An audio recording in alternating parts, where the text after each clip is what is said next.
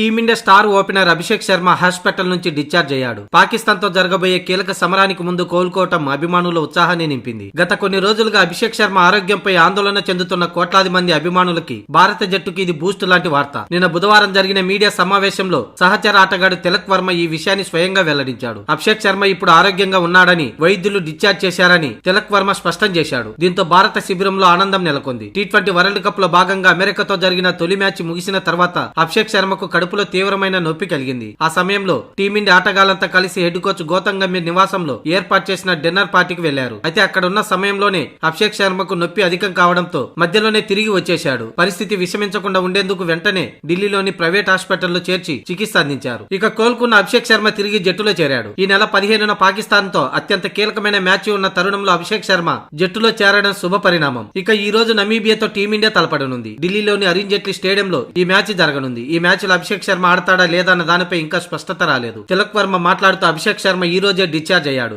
Match కి ఇంకా ఒక రోజు సమయం ఉంది. అతని రికవరీ నిశ్చితంగా పరిశీలిస్తున్నాం. అభిషేక్ శర్మ శారీరక స్థితిని బట్టి నమీబియాతో మ్యాచ్ లో ఆడించాలా వద్దనే విషయం టీం మేనేజ్మెంట్ తుది నిర్ణయం తీసుకుంటారని వెల్లడించాడు. మేనేజ్మెంట్ ఆయనపై ఎటువంటి ఒత్తిడి తీసుకురావాలని కోరుకోవడం లేదని తిలక్ వర్మ తెలిపాడు. దీంతో నమీబియాతో మ్యాచ్ కి అభిషేక్ శర్మ అందుబాటులో ఉన్నా లేకపోయినా ఫిబ్రవరి 15వ తేదీన కొలంబోలో పాకిస్తాన్ తో జరిగే బిగ్ ఫైట్ కు మాత్రం అభిషేక్ సిద్ధంగా ఉంటారని తెలుస్తుంది. పాకిస్తాన్ పై అభిషేక్ శర్మకు అద్భుతమైన రికార్డు ఉంది. గతంలో ఆసియా కప్ లో పాకిస్తాన్ బౌలర్లను ఓచకోత కోశాడు. ముఖ్యంగా షాహిన్ అఫ్రిది బౌలింగ్ ను ఒక ఆట ఆడుకున్నాడు. మెరుపు వేగంతో పరుగులు రాబట్టడంలో అభిషేక్ శర్మ దిట్ట. టీ20 వరల్డ్ కప్ లో సల్మాన్ ఆగా నేతృత్వంలోని పాకిస్తాన్ జట్టుకు అభిషేక్ శర్మ రూపంలో పెను ప్రమాదం పొంచి ఉందని విశ్లేషకులు భావిస్తున్నారు.